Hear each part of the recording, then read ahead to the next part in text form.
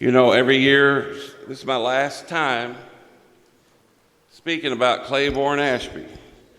And I come up every year either with a resolution or discuss him.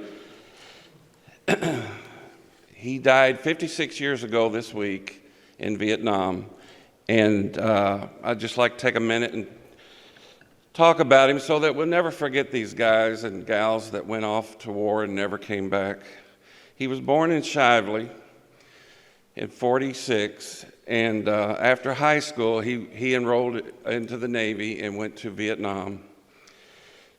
The day he left, his girlfriend, who went to Aaron's High School, if you guys in Jefferson County remember the old Aaron's High School, that's where his girlfriend went, and she gave him his classroom ring, and he wore it on his pinky all the time when he was in Vietnam. So in 1968, during the Quezon siege, he was flying low-level recon in a VP squadron, a P-2 Neptune. It was top secret. They were flying over a country, not Vietnam. They were flying over Laos, and they weren't supposed to be there. We all know the stories about Vietnam. Shot down and crashed in Laos, and they couldn't send a rescue team because we weren't supposed to be in Laos.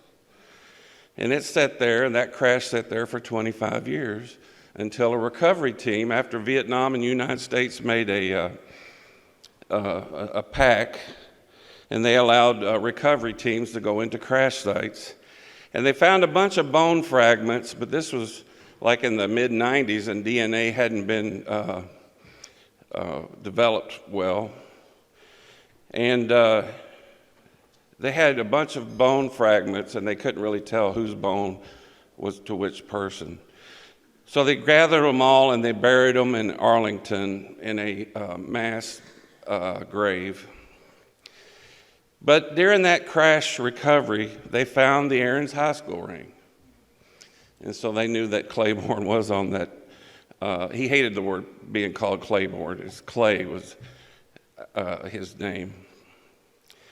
And so his mother buried the ring and then took it back up, but left the marker in Mount Washington, Kentucky.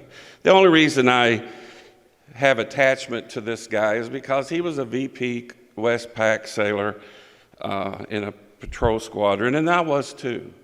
And I've always had that connection. Guy was 22 years old, shot down, no recovery team, and couldn't even identify his bones. So let's always remember the ones that go off, whether you believed in the war or not. A lot of good people, men and women, went overseas and never came back. Rest in peace, Clay Ashby.